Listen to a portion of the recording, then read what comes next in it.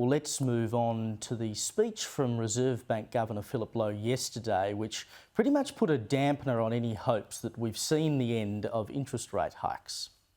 If we need to keep interest rates high for longer to make sure that inflation comes back to 2 to 3% reasonable time, we'll do that.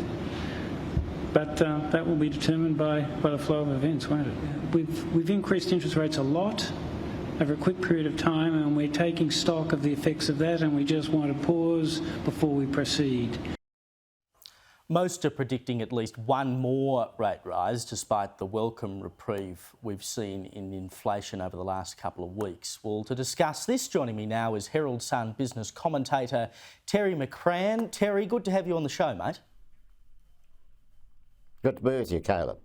Now, first off, what did you make of Lowe's appearance at the press club yesterday? I mean, obviously he's copped a bit of flack lately for perhaps not explaining the RBA's decisions and positions well enough to the public. Do you think he's trying to take the public along with him a little bit more now?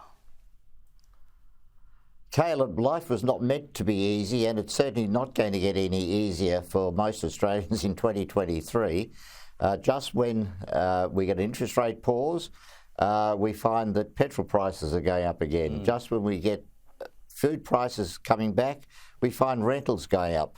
I think Philip Lowe's speech yesterday was really trying to give a sense of all those flavours, those dynamics out there, which are impacting on the economy in the first instance, and then secondly, clearly, what they will do with interest rates going forward.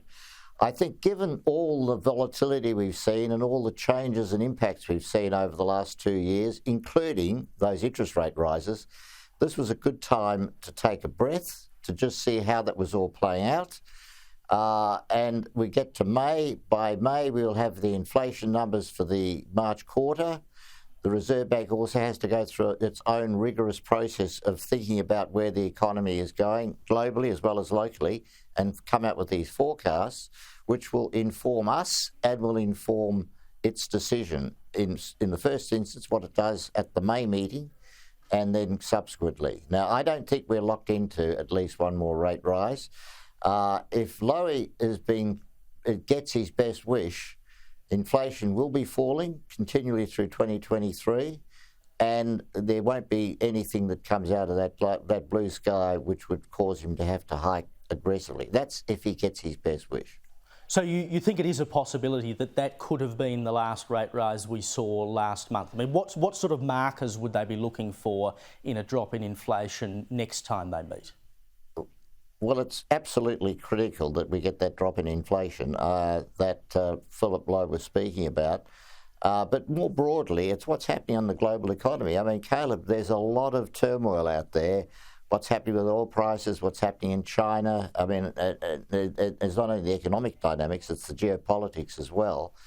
And the fact that every other country has gone through the same process, very aggressively hiking rates, and therefore slowing their own economies down. So if we get that slowdown in the global market, we get the supply chains from the disruption we had in COVID, the consequence of COVID rectifying themselves, goods flow again, and obviously, particularly the Chinese producers want to sell product into our markets, and they won't be wanting to raise their prices. All that could provide a very positive environment where we actually get the good news outcome, which is no more rate rises and inflation comes down. Now, whether that plays out, we'll see in the first instance in the next month, but obviously in the next few months after that. I was reading your column today in which you basically said, you know, yes, it has been a tough time with these interest rate rises, but with interest rates going as low as they did, it got a lot of people into the housing market who otherwise would never have had the opportunity and would otherwise now still be renting. So to some degree, you've got to suck it up. But have we actually seen any apology or acknowledgement, I suppose, from the RBA or Lowe that they said we're not going to increase interest rates until at least 2024, and people went and borrowed money when it was effectively free on that basis and got stung later?